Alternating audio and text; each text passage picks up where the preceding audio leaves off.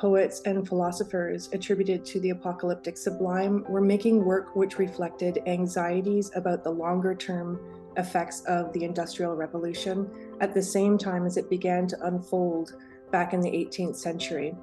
We're now on the other side of it and its impacts, facing serious consequences for large-scale unchecked industry over the last century. Having ignored decades of warnings from climate scientists globally, we now have a small window remaining to finally address its impacts, which at this point threaten the whole of humanity along with the living planet. We are very much on the precipice. My work presents what-if scenarios should we continue to respond inadequately, with the hope of conveying both that sense of the sublime as it was understood in the 18th century, largely thought to be the greatest emotion we could feel, and an urgency to act accordingly. The alternative is truly unthinkable. So I feel like I'm carrying on the conversation which was started with the apocalyptic sublime from the edge of the other side of industry, with a living planet on the brink of biological collapse caused by greenhouse gas emissions from burning fossil fuels and deforestation. I'm known for creating large, immersive video installations presenting imagined future landscapes. Combining concerns for the living planet with the language of science fiction, my work ultimately asks us to consider what it is that we truly value.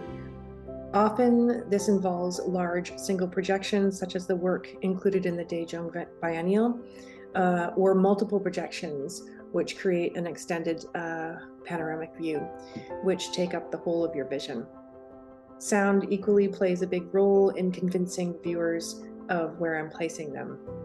What I try to do is create moving image environments for viewers to immerse themselves within. First and foremost, though, my work is led by ideas as a starting point. From there, I have to figure out what the best way of realizing whatever it is that I'm imagining. Sometimes this involves footage from the real world, which is most often combined with digital effects. At other times, for a variety of reasons, I have produced works made entirely within 3D computer software programs. In either case, and while the landscapes that I produce are clear fabrications, there is an element of believability that I'm going for, an element of realism. Embers and the Giants was commissioned to celebrate the 50th anniversary of the invention of IMAX, along with the work of 4 other moving image artists from Canada. The idea for the commissions was larger than life, which of course the format of IMAX exemplifies. There are only 7 IMAX cameras in the world.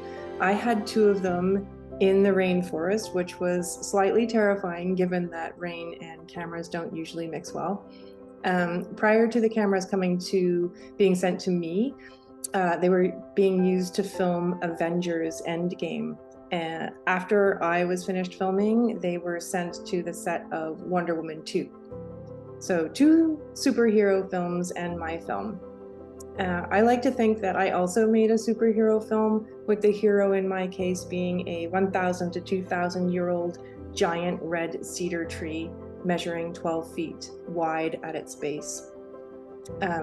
These old trees are referred to as veterans, having survived being logged up until this point. The tree is not protected, however, and may be cut down at any point. Further, and quite unbelievably, 34 football fields worth of these irreplaceable old-growth ecosystems where these giant trees grow are logged each and every day in British Columbia.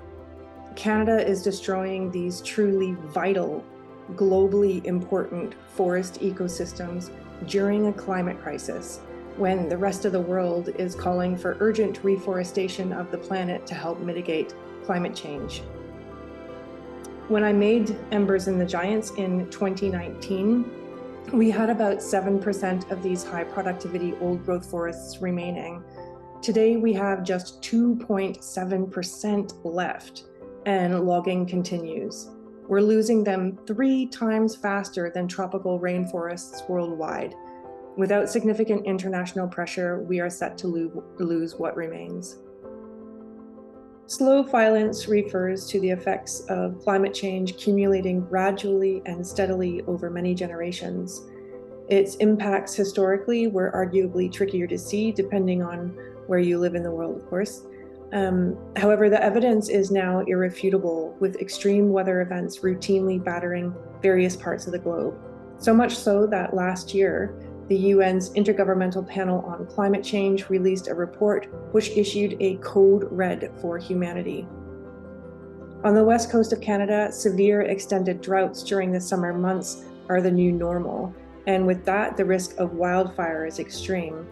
Compounding the threat, 2021 produced record temperatures reaching a staggering 49.6 degrees Celsius, smashing the previous record by 4.6 degrees Celsius, making international headlines. It was the third worst fire season on record, all three of which were recorded within the last 5 years. As predicted by so many, following the fires came unprecedented flooding. Of course, BC is not isolated in reporting such extreme weather events. Similar stories can be found the world over. Echoing a landmark scientific study which warns of increasingly extreme heat waves due to climate change, drought, and flooding, the UN Secretary General said, "If we combine forces now, we can avert climate catastrophe. But as today's report makes clear, there is no time for delay and no room for excuses." We know all these events are connected and we know what is driving them through climate change. And yet here in BC, we continue to add fuel to the fire by destroying our remaining pockets of old growth forests, which are some of the largest carbon sinks on the planet. Once logged, most of the stored carbon is immediately released into the atmosphere. Industry continues to rule the day, no matter the cost on us all. A code red didn't even pause operations. Last summer, the largest act of civil disobedience in Canadian history kicked off at an area known as Fairy Creek, the last intact watershed on southern Vancouver Island, which is slated for logging. Over 1,200 people were arrested attempting to stop industry rolling in. The fight is ongoing, along with many others throughout the province, to protect remaining pockets of old growth or prevent pipelines from being built. Thousands of young people are placing their bodies in the way of industry. They are literally fighting for their futures.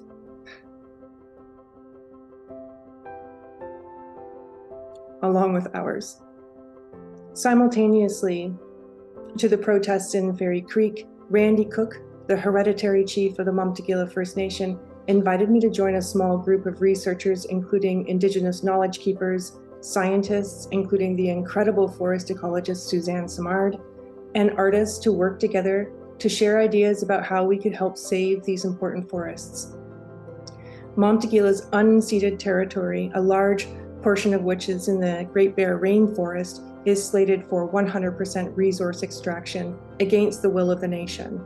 It's a stunning part of the world full of complex, old-growth ecosystems worth so much more than short-term financial gain. This summer, we're returning to the forest to launch a number of projects to help spotlight what is happening here and to finally end it. It's actually the reason why I can't be with you all in Korea. If you're curious about how you can help, and I so hope that you are, we'll be launching calls to action very soon. Please follow our new Instagram profile, _Tree of Life. We would be so grateful for the support. It's very much needed. Thank you so much for listening. All my very best to each and every one of you.